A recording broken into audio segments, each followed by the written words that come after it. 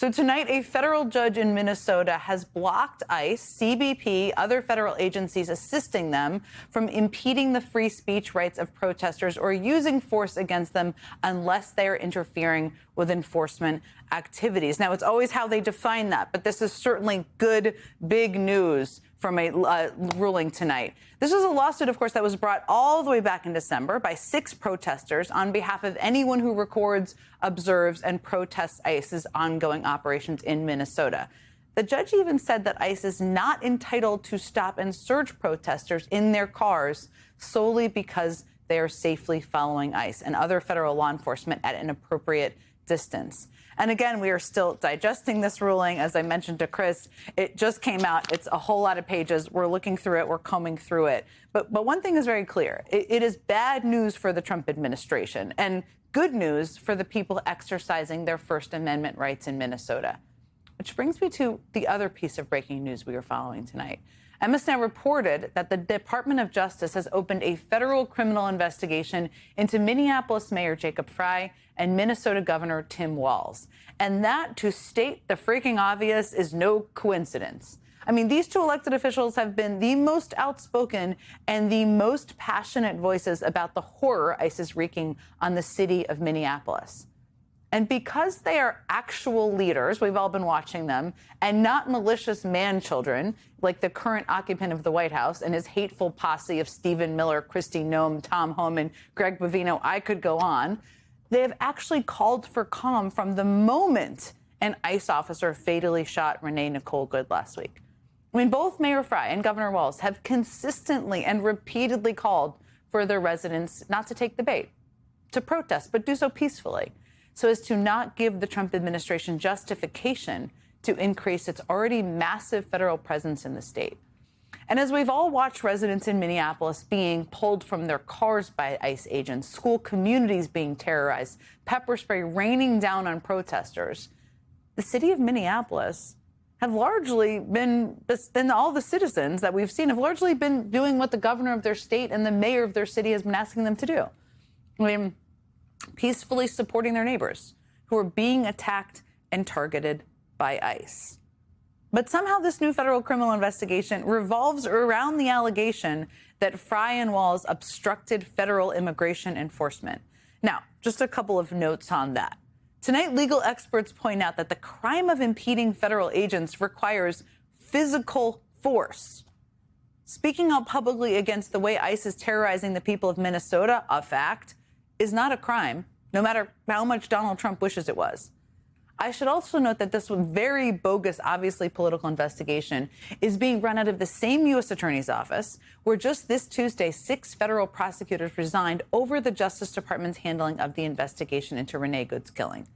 As Governor Walz pointed tonight in his response to this investigation into him, the only person not being investigated for the shooting of Renee Good is the federal agent who shot her. Just let that sit with you for a moment, because that is a fact. Now, a short time ago, Mayor Frey posted a response of his own, saying, quote, "This is an obvious attempt to intimidate me for standing up for Minneapolis, local law enforcement, and residents against the chaos and danger this administration has brought to our city. I will not be intimidated." We're also going to speak with his counterpart. I mentioned her to Chris earlier, the mayor of St. Paul, Minnesota, and also later in the show with Congresswoman Ilhan Omar about that and everything else happening in Minnesota in just a moment.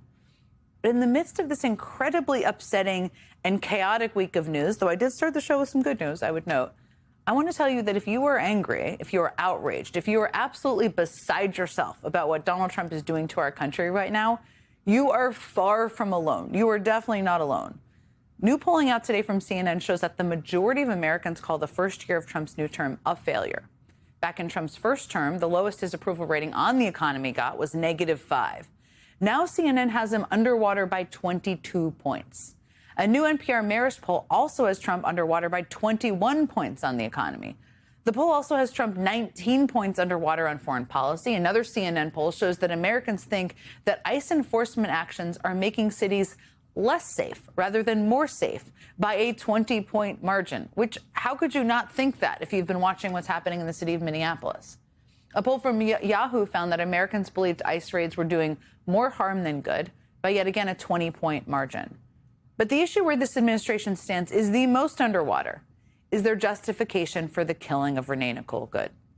Polling from CNN shows that 56% of American adults said that ICE agents' use of force in the killing of Good was inappropriate, compared to just 26% who said it was appropriate. I want to know who those people are, but 26%. That is a whopping 30-point margin. And today, Axios reported that Trump's team recently reviewed private GOP polling that showed support for his immigration policies is falling. No kidding.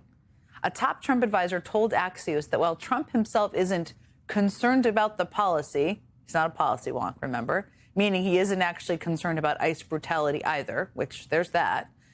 But what he doesn't want is what people are seeing. He doesn't like the way it looks. It looks bad. That's from an advisor. If nothing else, I guess the man can read a poll. Yes, it does look bad because it is bad. And a lot of America is watching. I mean, polling from Quinnipiac earlier this week showed that 82% of registered voters said they had watched the video of Renee Nicole Good being shot, 82%.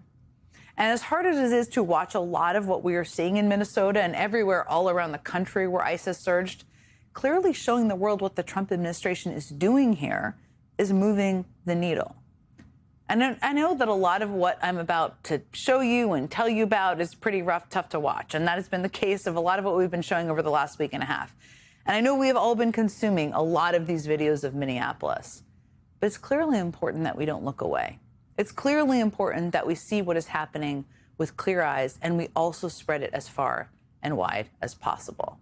Now, on Wednesday night, we brought you the news of yet another shooting by an ICE officer in Minneapolis. And after that shooting on Wednesday night, federal agents clashed with huge crowds of protesters.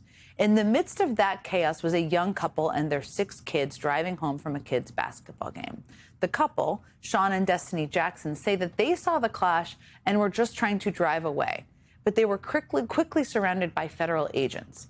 Now, here's how they described what happened next to the local news outlet, CARE. All we heard was boom, and every airbag deployed. They say a flashbang went off near their car as tear gas enveloped them. And I was screaming to my oldest son, Sean, I'm like, get out, get out. Like, I can't, Mom, and I can't breathe. Destiny says bystanders pulled her into a home to check on her as she screamed that her 6-month-old child was still in the car. He was just like lifeless, like he had like foam like around his mouth, and you can he had tears coming out his eyes. I was giving him mouth to mouth, and I remember stopping and I said, I will give you all my breath till you get yours back, because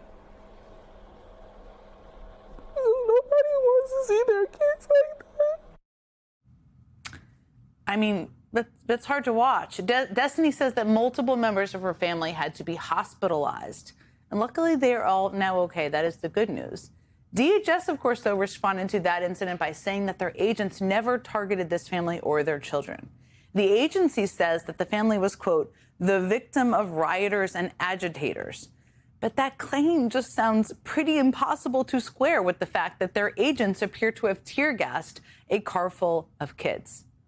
Now, the day before that incident on Tuesday, federal agents dragged this woman, a U.S. citizen, from her car. We showed this video. I'm sure you've seen this video. She screams at them that she's trying to get to a doctor's appointment, but they pull her from her car, cut her seatbelt, and drag her away. And DHS called her an agitator who ignored multiple commands and say they arrested her for obstruction. And Ms. Now has obtained the woman's statement about what happened to her next. And she says, quote, I asked for a doctor repeatedly when I was in ICE custody. They ignored me and took me to the detention center instead. It was not until I lost consciousness in my cell that I was finally taken to a hospital. No wonder the vast majority of Americans think that ICE enforcement actions are making America less safe, not more safe. There's a very clear dynamic happening here. The more the American public sees what the Trump administration immigration agents are actually doing, the more the American public despises it. And that shift in public opinion could be key to driving change here.